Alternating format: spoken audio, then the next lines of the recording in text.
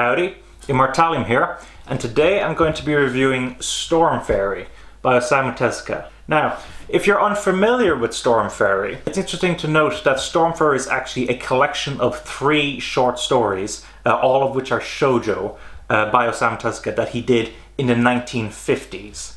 And of course, the question, as always, is, are these stories good? And that's what I'm going to be discussing today. So let's get started.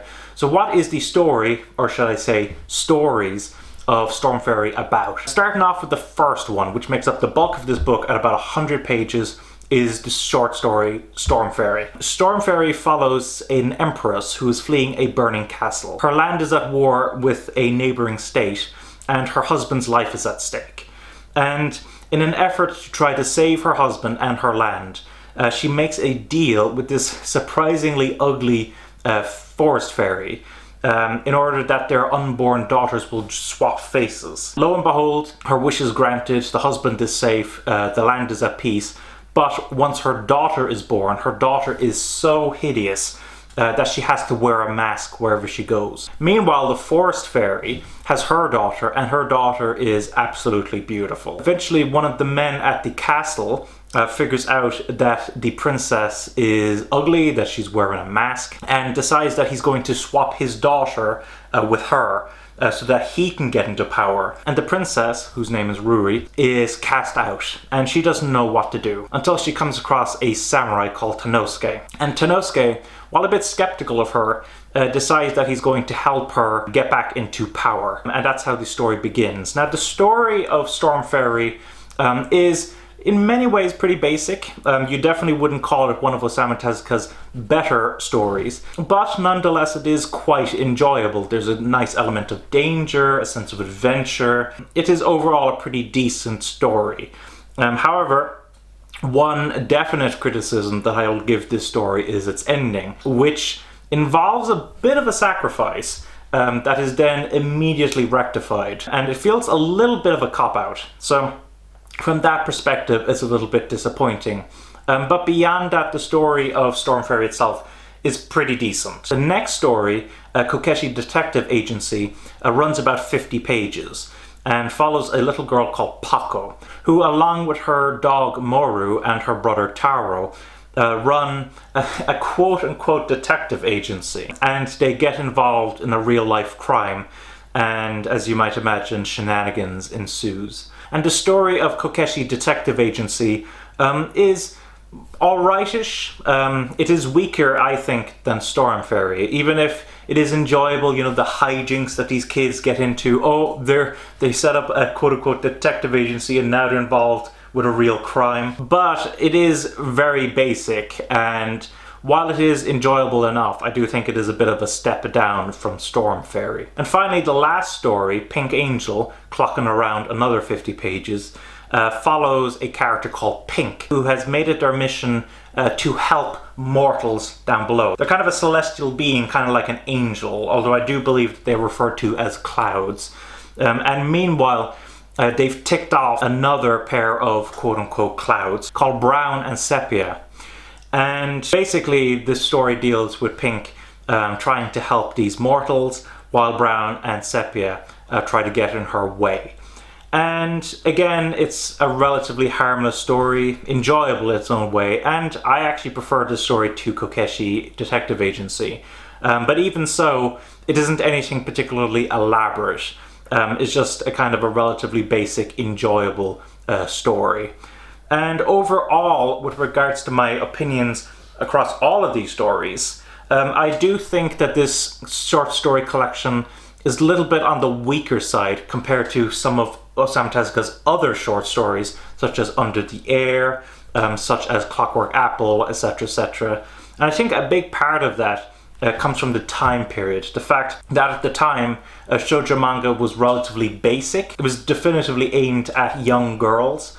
I would even go so far as to argue children, and because of that, the stories themselves are quite basic compared to many other later shoujo titles. I even think that this is a little bit too basic compared to Osamu Tezuka's Princess Knight and Twin Knight series. And so, while I did find myself enjoying this to an extent overall, I do have to say that it's probably, as far as I'm concerned, Osamu Tezuka's weakest short story collection that I've read. Now, with regards to the artwork, as I mentioned before, this manga was made in the 1950s, and because of that, the artwork is relatively basic compared to Osamu Tezuka's later titles. One particular problem that I have, and I've noticed this in plenty of his earlier titles, such as some Astro Boy stories, etc., etc., is the overuse of panels. It isn't uncommon in many of these stories to have 12 panels on the page, which to me feels very crowded, very cramped. Doesn't really let the artwork stand out. And the paneling itself, speaking of which, is relatively basic, very square, lacking the dynamic nature of many of Osamu Tezuka's later manga.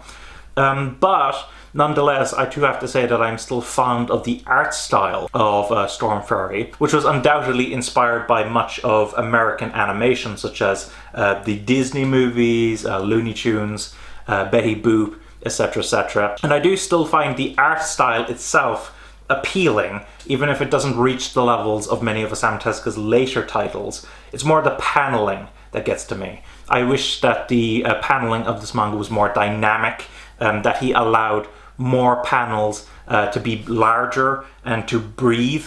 You do get some panels here and there where it's larger and allows more detail to be shown, but I still think that the paneling in this manga hurts it, more so than the artwork itself. With regards to how digital manga publishing released this manga, now there's some very interesting things to take here. First of all, comparing it to my Yotsuba, you'll notice that the trim size is a little bigger, which does help a little bit with those crowded panels that I mentioned before. I can't even imagine reading this at a smaller size. I would think the panels would be overwhelmingly crowded.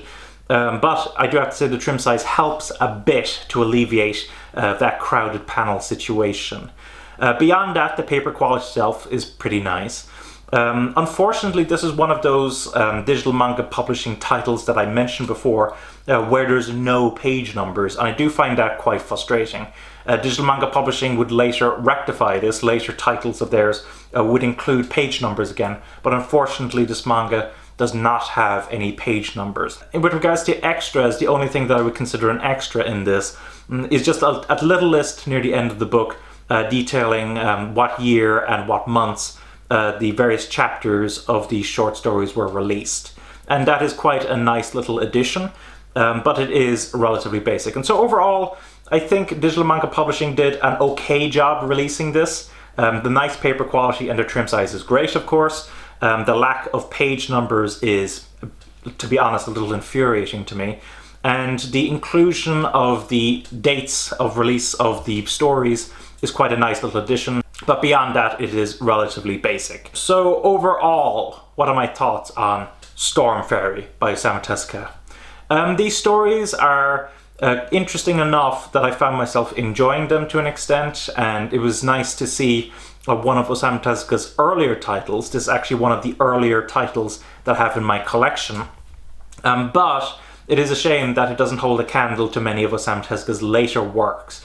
And while it's certainly not the worst Osamu Tezuka manga that I've read, as far as I'm concerned, that's Atom Cat, Storm Fairy is a little bit too basic for my liking. And overall, my opinions is that it's an alright work. If you're interested in seeing some of Osamu Tezuka's shojo stories, you'll want to be picking this up. If you're particularly interested in early shojo titles, this is worth picking up again. And of course, if you're like me and you're an Osamu Tezuka completionist, you're going to want to pick this up. But there's plenty of other Osamu Tezuka titles to go for if you are trying to expand your Osamu Tezuka collection and get a better idea of the variety of works that he has to offer. So overall, it's an alright read. Hopefully you enjoyed my review of Storm Fairy. Thanks for watching. Don't forget to comment, rate, subscribe, and bye-bye.